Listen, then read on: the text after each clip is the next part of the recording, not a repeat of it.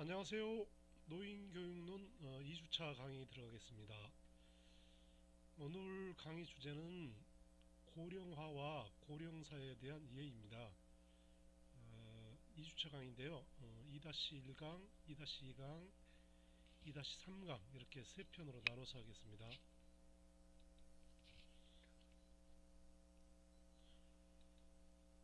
여러분 교재는 구입하신 거죠? 지금 주교재로 노인교육론, 부교재로 새로 쓴 노인교육론을 저는 가지고 PPT를 만들었습니다. 시험도 중간고사, 기말고사, 과제도 여기 교재에서 나올 것이고요. 쭉 제가 목차를 정리했고, 오늘은 노인의 정의와 특성, 노화의 개념과 성공적 노화, 노인에 대한 이해를 높이고 노인의 죽음, 노후의 삶 등을 공부해 보겠습니다.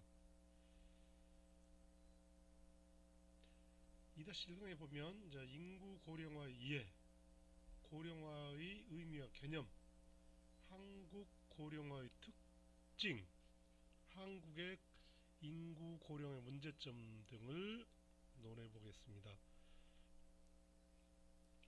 다인은 진화론에서 자연선택 이론의 핵심, 자연선택을 통해 주위 환경에 보다 잘 적응하는 형질이 선택되어 살아남아 진화가 일어난다라고 말했습니다.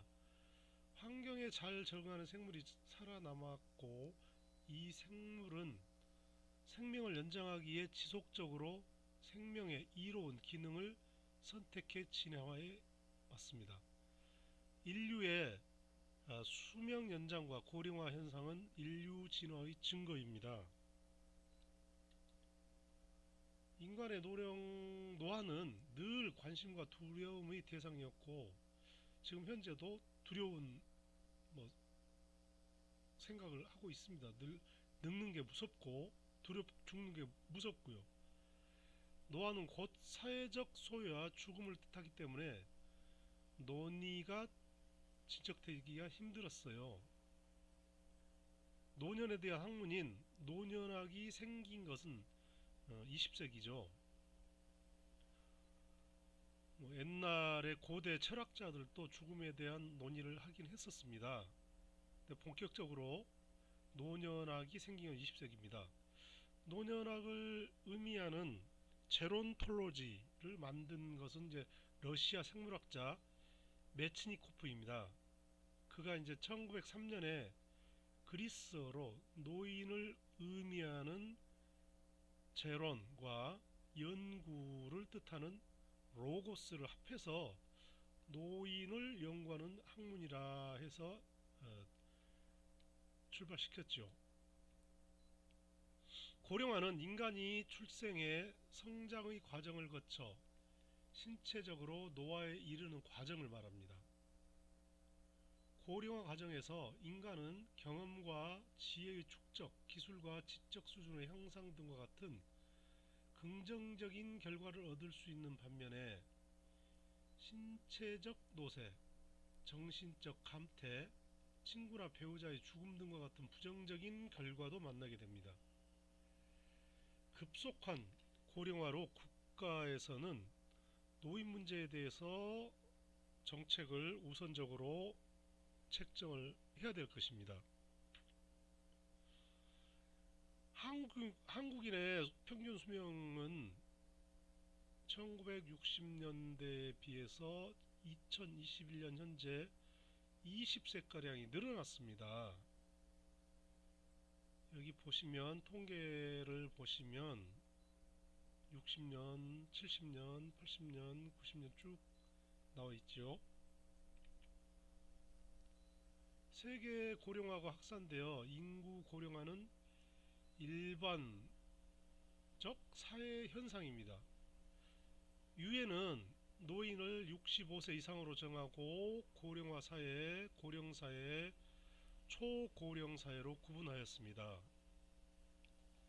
총 인구가 저희는 5천만이 좀 넘죠. 그 중에 65세 인구, 65세 이상 인구가 총 인구의 7% 이상이 되면 고령화 사례, 65세 이상 인구가 총 인구의 14% 이상이 되면 고령 사회, 65세 이상 인구가 총 인구 20% 이상이 되면 초고령 사회라고 정의를 하고 있습니다. 한국은 세계에서 가장 빠른 속도로 고령하고 진행되고 있는데요. 출산율이 너무 낮아서 30년 뒤에는 생산 연령 인구가 30% 이상 줄어들 것으로 전망하고 있어요. 통계청이 2017년에서 2017년까지의 장래 인구 특별 추계 시도편을 작성을 했는데요.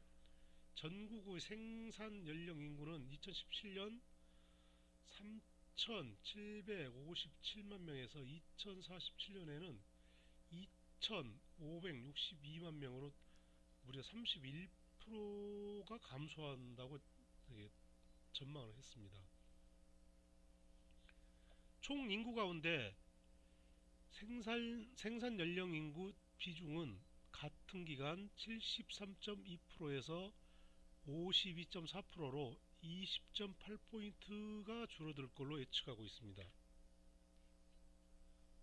1960년과 2015년을 비교하면 인구 피라미드 급속한 변화를 보실 수 있겠습니다. 아래 도표를 보시면 저출산으로 30대 미만과 60대 이상이 적은 항아리형으로 바뀌어가고 있고 2026년이면 초고령 사회에 진입하고 역삼각형으로 변화될 것입니다. 인구 고령화가 가장 빠른 일본이 초고령 사회로 도달하는데 12년이 걸렸다고 합니다. 한국은 고령 사회에서 초고령 사회로 도달하는데 8년이 걸린다고 하는데요. 이는 일본, 미국 등 다른 선진국에 비해 월등히 빠르게 진행되고 있죠. 베이비 부머 세대들이 지금 현재 이제 초고령 사회로 접어들기 때문에 그럴 것입니다. 도표 보시면 한국, 일본, 프랑스, 이탈리아, 미국, 독일 등의 통계를 비교해 봤습니다. 도시와 농촌의 고령화도 격차가 큰데요. 경제적인 문제도 있고 아니면 농촌에서 도시로 이주하는 젊은이들 때문에 남아있는 인구는 노인 인구가 비중이 크게 되겠죠. 여기 보시면 도표에서 65세 이상 노령 인구는 2017년 707만 명, 2025년에는 1000만 명이 넘고 2050년에는 1900만 명이 넘습니다.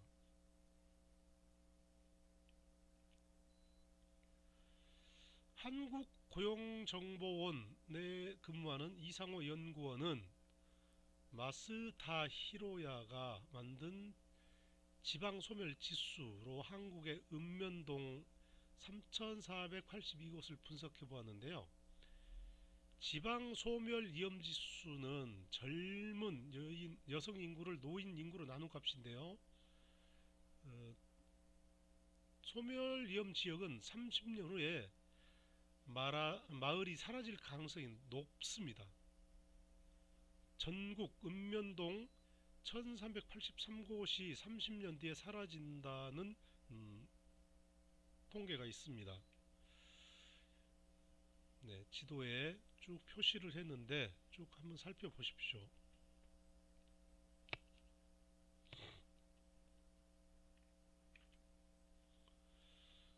서울에 개화초등학교가 있습니다. 이곳에 1995년에 학생 수가 1005명이었습니다. 그런데 2015년에 보니 167명으로 감소했고요. 우리나라 출생아는 1970년에 약 100만 명이었습니다. 1년에 출생하는 인구가요. 근데 2015년에 봤더니 출생아가 400이 아닙니다. 43만 8,200명으로 이게 많이 줄었죠. 그리고 2020년 작년에는 27만 2,400명으로 또 줄었네요. 그리고 올해도 얼마 전 통계 보니까 또 줄었습니다. 근데 출산율이 낮아지면은 인구 고령화와 이게 대비돼서 또 인구 고령화가 또 높아지겠죠. 프랑스는 근데 1990년대는 출산율이 1.6명이었는데 2015년을 보니까 2.0명으로 이렇게 상승을 했습니다. 그래서 우리도 이게 출생 인구 정책, 그다음에 노인 인구 정책을 힘을 써야겠어요, 이게요.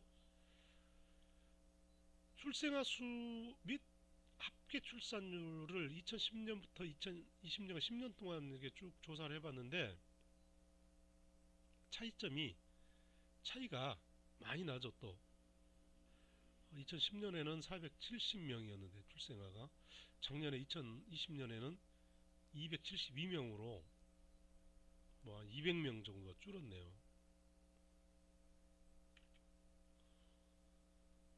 출생아 및 사망자 추이도 보시면은 2015년과 2020년을 보면 출생아는 급격하게 줄었습니다. 43.8명에서 27.2명을 줄었고 사망자 수는 오히려 늘었는데요. 2015년에 27명이던 것이 2020년에 30명 정도로 늘었습니다. 그리고 인구도 그러다 보니 인구가 팍 줄고 있습니다. 작년에 2020년 인구가 5,178만 명이었는데 2067년쯤 되면 3,929만 명으로 많이 줄고 있죠. 줄어서 출생아 사망자 수 및 자연 증감을 2010년부터 2020년까지 통계가 있는데요. 10년간 한번 살펴보십시오. 살펴보시면 그리고 한국 고령화의 특징에서 여기 보면 이제 초등학교, 중학교, 고등학교 여기 중에서 16개 시도별 초등학생 수의 변화를 한번 보시면 2005년과 2025년은 엄청난 차이가 나고요. 문 닫는 폐교한 학교가 많이 늘어났죠, 지금요. 노인 빈곤율 증가를 보면 심각합니다. 이게 저개발국이라고 하는 뭐 에스토니아, 라트비아, 리투아니아, 멕시코보다도 더 낮아요, 저희가. 그래서 한국 노인 빈곤율은 48.1%로 OECD 국가에서 제 1위네, 1위. 평균이 12.8이니까 얼마 3배도 넘게 낮죠. 한국의 빈곤한 노인들은 하루가 얼마나 우울하겠어요. 이게 우울증이 또 늘어나고 이러다 보니까 자살도 높아지고 네덜란드하고 우리나라를 비하면은 지금 4배 이게 몇 배인가요? 40배? 무려 차이가 어마어마하네요. 노인 빈곤율이 높은 이유는 공적연금 지급률과 소득 대체율이 낮아서도 문제가 되는 거고요. 프랑스, 스위스 등과 한번 비교해 보십시오. 그리고 한국은 공적연금의 비중이 16.3%에 불과하고 근로소득은 63%입니다. 그에 반해 이제 OECD 국가도 평균 공적연금 소득 비중은 59%고요. 저희하고 좀 차이가 조금 있습니다. 그리고 노인 빈곤율 증가를 보면 이게 프랑스하고 한국하고 비교하면 5배 차이 나죠. 5배. 5배 차가 나서 OECD 평균은 14.8%고 많이 나옵니다. 그리고 저희 나라에 이제 우리나라의 저소득층 노인들일수록 공적연금에 의존하는 비율이 높습니다. 그런데 이제 저소득층은 그 중에 10%는 무려 86.8%를 공적연금에 의존하고 있다고 그래요. 수입이 다른 수입은 없고 이제 연금이나 뭐 이런 거에 국가에서 주는 거에 의존하는 것이죠. 그러니까 빈곤하죠. 노인의 공적연금 대비 평균 소득 대체율이 24%에 불과하고요. 노후 생활 보장의 공적연금 본래 기능이 상실되었다고 보시면 됩니다. 공적연금 지출 비중 2.3%로 OECD 평균 8%에 비해 월등히 낮습니다. 매우 낮은 거죠. 우리나라 65살 이상 노인들의 평균 소득은 1177만 원, 국민연금과 기초연금 같은 공적 이전 소득이 435만 원, 소득의 37%를 차지하고 있죠.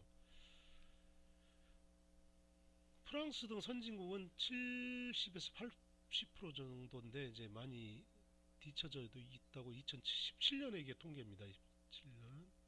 그다음에 경제력이 낮고 이게 하다 보니까 이제 우울증도 늘어나고 또 우울증이 늘어나다 보니까 자살률이 또 높아지고 있습니다. 그래서 OECD 국가 중에 자살률 제1위라고 하는데요. 도표에서 보시듯이 이제 이거는 2015년의 거고 그 다음에 2019년 통계를 보시면 인구 10만 명 중 이게 그 자살률이라고 하는 게 인구 10만 명 중 몇 명 이렇게 나오는데 26.9명이 생을 마감했는데요. 10대부터 80대까지 쭉 살펴봤더니 나이가 많을수록 자살을 하는 확률이 높습니다. 이게 다 이제 자생하기 힘들고 어찌 이제 생활고에 시달리다 보니까 이렇게 되는 거죠. 그러니까 10대는 10만 명당 5.9명인데 80대 가면은 67.4명, 어마어마한 차이가 나고 있습니다. 그래서 노인 정책이 올바로 세워져야겠습니다. 그리고 노인의 10.9%가 60세 이후에 자살을 생각해 본 적이 있다고 합니다. 경제적인 어려움이 제일 크고 그 다음에 건강, 그 다음에 고독과 애로움, 그 다음에 가정사 문제고요. 또 반대로 우리 청년들이 문제입니다. 지금 태어나는 이런 세대들이 지금 현재 뭐 2000년대는 뭐 청년들의 행가래 세대 그랬는데 지금 앞으로 이제 노령화, 고령화 시대가 되면 청년들이 이 노인들을 먹여 살려야 되기 때문에 막 허리가 굽고 목마 세대라고 하네요. 목마 세대 너무 힘들게 살겠죠. 앞으로는 또 반태 시대라는 말이 생겼습니다. 이게 우리 노인들이 은퇴를 하지만 경제력이 부족하니까 먹고 살기 위해서 또다시 노동 시장에 또 뛰어들고 일을 해야 되는 이런 상황에 처해 있습니다. 이것을 저희는 이제 반태라고 하는데요. 노동 참여율이 세계 1위입니다. 근데 이제 일자리가 계속 있어야 되는데 그거마저도 이제 일자리가 부족하니까 그게 문제지요. 한국인들 또는 세계인들이 이제 나이가 점점 이렇게 어, 장수하는 확률이 높아지고 있습니다. 이제 의학의 발달이나 뭐 생활 개선 등 뭐 이런 걸로 인해서 근데 오래 사는 게 중요한 게 아니고 어떻게 사느냐가 중요하겠죠. 질적인 문제인데요. 생활의 질인데 경제력이 좋지 않기 때문에 질이 낮은 노후를 살 수밖에 없게 되는 것이죠. 나이가 많아질수록 이게 어떤 그 수입이나 어떤 경제력이 보장이 돼야 되는데 그게 안 돼서 그렇습니다. 우리나라 한국의 100세 이상 인구가 2017년, 2015년, 2017년의 통계가 약 14,500명 정도 있었어요. 근데 이런 인구들이 오래 사는 거에 비해서 활동력이나 이런 게 떨어져서 이게 문제죠. 이제 자립을 하고 또 누구에게 의존하지 않고 내가 벌어서, 안 그러면 젊어서 뭐 연금을 꾸준히 들었다든지 해서 모아놓은 돈이 있으면 노후가 편안할 텐데, 그런 준비들이 잘 안 돼서 노후가 불안한 것이죠. 세계적으로 이제 고령화가 확산되면서 인구 고령화, 일반화된 사회현상이 되었죠. 자, 정리를 쭉 했는데 이제 이 정리해 놓은 것을 쭉 잘 보셔야 돼요. 그러니까 우리 책도 잘 보셔야 되고, 여기에서 뭐 과제도 나갈 것이며, 그 다음에 중간고사, 기말고사, 이런 문제들이 다 출제됩니다. 저희가 비대면으로 하다 보니까 이게 이제 뭐 줌으로 하는 경우도 있고, 미트나 줌이나 이런 비대면으로 하는데, 그렇게 하면 이제 서로 대화가 되는데, 이게 동영상으로 하다 보니까 뭐 어떤 대화를 할 수가 없네요. 그래서 일단 제가 일방적으로 강의를 하고 있는데, 어, 어, 원래 40분 강의 두 편으로 할 수도 있고, 25분, 25분, 25분에서 세 편을 이렇게 자료실에 올릴 수가 있어요. 근데 오늘은 25분, 25분, 25분에서 세 편을 올리겠습니다. 근데 줌이 되면 좋은데 줌이 안 되고 그냥 동영상이기 때문에 여러분이 쭉 이게 다시 또 돌려보시고 하십시오. 제가 지금 이 파워포인트에 있는 기능으로 이게 녹화를 하다 보니까 이게 소리가 좀 작은 면이 있을 겁니다. 그리고 이 자료를 읽다 보니까 대화하는 거하고 좀 달라서 좀 말이 헛나올 수도 있고 한데, 그런 거는 좀 이해를 해 주시고요. 자, 그 다음에 정리를 한 곳을 쭉 보시고요. 제가 저도 이제 노인이 돼가고 있는데요. 우리 여기 강의 들으시는 분들도 지금 나이가 연령층이 다양하시더라고요. 근데 뭐 노인이 되신 분도 계실 거고, 아니면은 청소년인 분도 계실 거예요. 근데 저도 이제 노인에 다가가고 있기 때문에 미래를 많이 걱정을 하기도 하고 준비도 하고 있습니다. 요즘은 강의도 하고 뭐 일도 하지만 노인들을 위해서 봉사활동을 많이 하고 있어요. 기획을 해서. 그 봉사활동을 주로 어디 가서 하냐면, 그 노인분들, 지금 우리 수업하고 많은 관계가 있는 밀접한 노인들인데요. 이분들은 경제력이 떨어지고 또 가족과의 어떤 밀접한 관계가 유지가 되지 않기 때문에 일단 또 국가에서 보호해주는 어떤 그늘에 있어요. 그게 미치지 못하는 지역에 있는 분들이에요. 그게 사회복지 그늘에 있는 분들인데요. 소외된 분들이죠. 이분들이 이제 점심을 집에서 해결 못하니까 이게 무료 급식소로 밥을 받으러 오십니다. 근데 저나 이제 우리 봉사단체, 사회복지사 아니면은 평생교육사, 이런 봉사원들이 아침 9시에 이게 무료 급식소에 가서 밥을 짓습니다. 밥을 하고 또 김치, 반찬 이런 걸 만들어서 도시락을 싸죠. 그렇게 해서 이거를 상자에 넣어서 차로 실어서, 이게 공원에 있어요. 공원으로 가면 이제 노인분들이 100명에서 140명 정도 이제 이렇게 모여 계시는데요.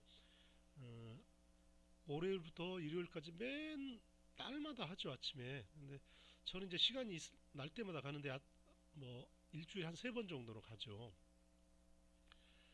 그래서 11시 40분 쭉 도착을 하면 어르신들이 줄을 서 계시죠. 그러면 그 전에 봉사자분이 가셔서 표를 나눠주고, 요즘 코로나기 때문에 뭐 마스크 다 착용하고 확인하고 그 다음에 이제 거리 확보 이렇게 잘 해서 코로나 이게 수칙을 잘 지키면서 도시락을 나눠드리죠. 근데 이분들이 정말 안타까운 게 뭐냐면 날마다 이제 밥을 드시러 오시는데 비가 많이 오고 눈이 많이 와도 저희는 계속 하죠. 이분들이 우리가 하루 안 가면 그날 굶잖아요. 근데 도시락을 뭐 삼시세끼 다 드렸으면 좋겠는데 점심 한 끼 드리죠, 점심. 근데 점심을 받아서 이분들이 한 끼에 다 드시지 않고 이거를 남겼다가 또 저녁에 드시나 봐요. 그래서 안타까운 모습을 직접 현장에서 보니까 더욱 마음이 안쓰럽고 저 자신이 제 자신을 돌아보는 것 같기도 하고 해서 준비를 미리미리 노후 준비를 해야겠다 그 생각이 듭니다. 자, 오늘 첫 시간은 이걸 하고요. 쉬었다가 저 2강 또 들어가겠습니다. 여러분 고생하셨습니다.